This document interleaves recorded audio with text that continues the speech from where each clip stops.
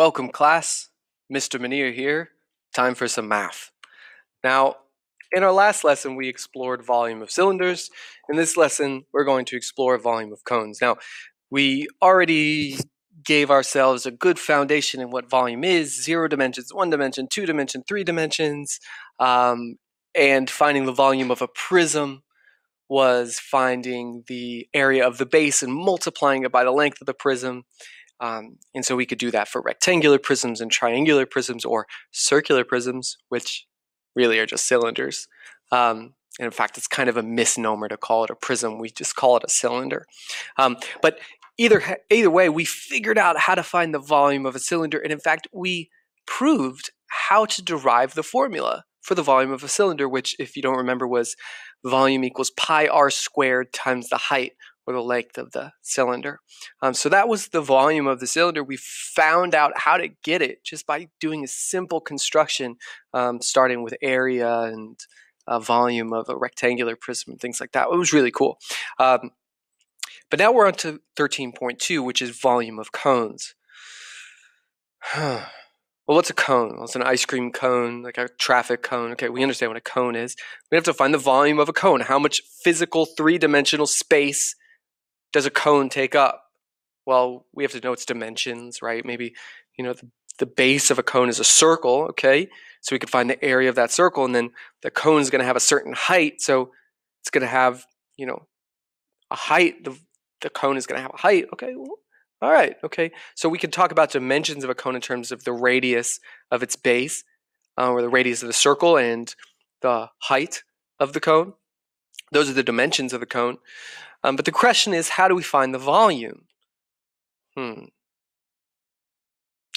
Well, I would love to say that I could show you really easily how to derive the formula for the volume of a cone. But the truth is, it's not so simple. In fact, you have to use calculus, which is at least a couple years beyond pre-algebra, and we're not quite there yet, though God willing you all get there and master it. But we have to use calculus in order to derive the formula for the volume of a cylinder. And we don't have calculus in our toolbox, so unfortunately, instead of showing you how to derive the formula, I'm just going to have to give it to you, and you're going to have to trust me. Though you can do an experiment and see it for yourself if you don't trust me. But I hope you do. So here is the formula. Let's talk about a cone. Okay, if I've got a cone here, it's a circle. Let me use my tools. Golly. All right. Let's use my tools to draw a nice cone. Shoop. That's my... The base is going to be a circle. It looks like an ellipse right now because, it's 3 dimensions and not everything comes out exactly how you'd think it would. That base is a circle, but it just depends on our perspective, right? Okay, so there's our cone, and then I'm going to draw our radius of our cone. In fact, I'm actually going to switch colors. And I'm going to make that radius red. Okay, cool. And then I'm going to make the height of that cone blue.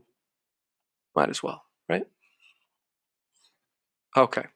So if I'm talking about the dimensions of the cone, I'm talking about its height, and I'm talking about its radius, r. All right, now, like I said, I can't derive for you the formula for the volume of the cone, but I can give it to you. So the volume is equal to pi r squared. That's similar. So the area of that circle multiplied by the height. You say, oh, that's the exact same as the volume of a cylinder. If you remember, that's exactly what the volume of a cylinder is. But for a cone, it's not just this, it's actually 1/3. So the volume of a cone, the formula for that is 1/3 pi r squared times height. Okay, that's pretty simple to remember. Now, how can we make sense of this? Well, if I think about, let me draw in gray here. And so if I think about having a cone with a cylinder with the exact same dimensions as this cone. So I'm going to kind of draw it in gray here for you to be able to see it.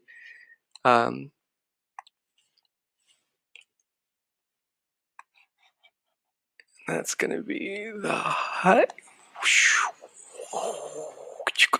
Okay, so you can kind of think of this as like, okay, here's, let me just add one more line to make it really nice and clear what I'm looking at here. All right. So I'm going to draw the radius of that cylinder right there at the very top. Cool. So this is the radius of the cylinder, which is the same as the bottom face there. So if I show this cylinder, which has the same radius and the same height as the cone, well, the volume of that cylinder is just going to be equal to pi r squared times h. So the only difference is what? It's just this 1/3 here. That's the only difference. Okay. Well, how do we make intuitive sense of this? Well, if I put a cone inside of the cylinder, it's obviously not going to have the exact same volume of the cylinder. In fact, it's going to be smaller. Well, how much smaller, you might ask? Well, it's 1/3 of the volume of the cylinder with the exact same dimensions. So how would this look in reality? Let's say the radius is 2 and the height is 3. Well, the volume of the cylinder would be equal to pi, r is 2, so 2 squared, times the height, which is 3. So that'd be 2 squared is 4, times 3 is 12, so it'd be 12 pi. The volume of the cone, which is what we're learning now, lesson 13.2, is going to be not just pi, but 1/3. 1/3 times pi times the radius squared is 2 squared times the height is 3. So that's 1/3 times pi times 2 squared is 4 times 3 is 12. Well, 1/3 of 12 is 4. So 1/3 of 12 is 4, so that's 4 pi. Cool, and don't be confused, I kind of skipped a step. I could just use the commutative property of multiplication. 1/3 times 12 times pi. 1/3 times 12 is 4, so don't get lost there. So I figured out that the volume of the cone using this simple formula is 4 pi. Well, hey, wait a second. The volume of the cylinder is 12 pi. The volume of the cone is 4 pi. Yeah, the volume of the cone is 1/3 the volume of the cylinder. 4 is 1/3 of 12. If I do 4 pi divided by 12 pi, the pi's cancel. I get 4 over 12. I simplify that. 4 over 12 is 1/3. So the volume of the cylinder, V sil over V cone, volume of the cylinder over the volume of the cone is 1/3. Cool. What did I just show you? Well, the volume of a cone is 1/3 the volume of a cylinder with the same dimensions. Cool. Awesome. Let that settle in. Now, is that really important? It can be, depending upon the kind of questions that you're asked.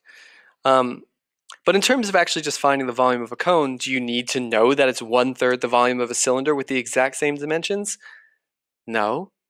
You do know that, but you don't need to know it if you just want to find the volume of a cone. If you want to find the volume of a cone, you just use the formula, which is V of V cone, the volume of a cone,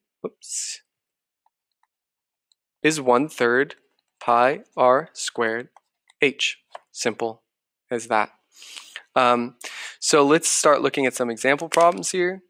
Now look, the volume V of a cone with radius r is 1/3 the area of the base times the height. Cool, interesting. So V equals BH for a prism. Look, they give it to you. The formula for the volume of a prism and the volume of a cylinder are the same. Multiply the height by the area of the base. What?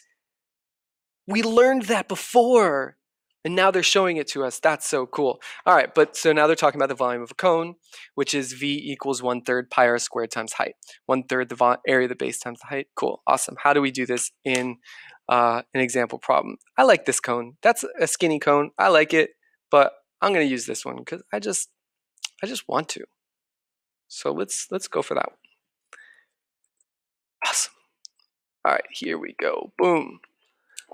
Let's use our formula. Volume of a cone is 1/3 pi r squared times height. What's the radius? Is that the radius? No. That's giving us the diameter is 8 feet. We got to make sure, right? Let's check. Diameter is 8 feet. Yep. Okay. So I have to find the radius. How do I find the radius? It's d over 2 or 8 over 2, which is 4.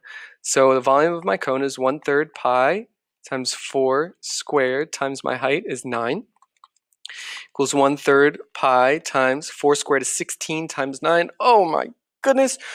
144. Okay, let me rearrange. 1/3 times 144 times pi. Well, that's the exact same thing as saying 144 over 3 times pi. Don't be afraid of long division.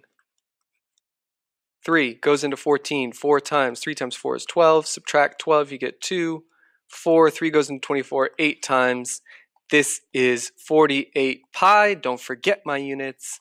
Feet cubed. Volume is always cubic units. All right, so that's finding the volume of a cone.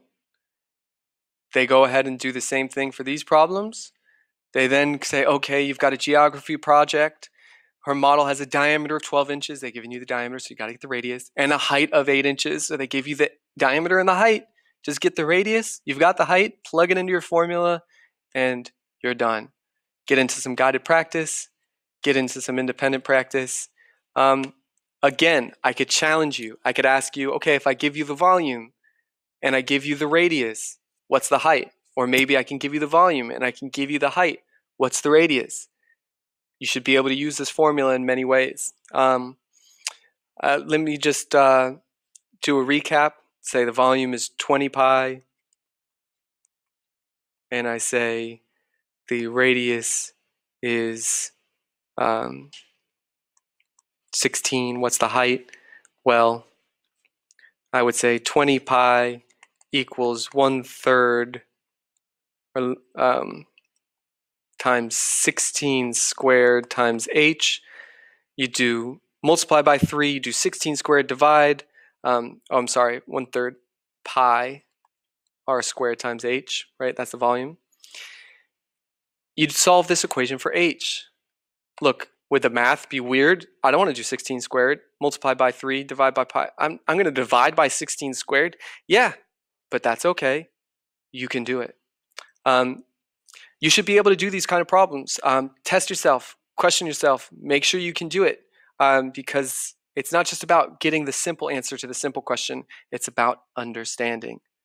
Okay, so this is maths. Let me go ahead and just do this one out real quick. I divide by pi, I get 20 equals 1/3. 16 squared is what? I think it's, what is it, 256? Pretty sure. Gosh, I really hope it's 256. Should I check my work? 16 squared, 256, nice. Okay, I gotta multiply this by 3, and I get 60 equals 256 times h. I divide both sides by 256. Oh my gosh, what a fraction. I then get h, let me hide that, equals 60 over 256. They're both divisible by 2. 30 over 128 divisible by 2 is 15 over 64. Gosh, I think that's it. Yep. So my height would be 15/64 if this was in feet. In feet cubed, then it would be 15/64 of a foot would be the height of my cone. Can you do that? Yes, you can. Well, that's it for me today. I very much appreciate you tuning into this wonderful world of math. I do hope that you have enjoyed yourselves. Until next time, may God bless you and enjoy your math.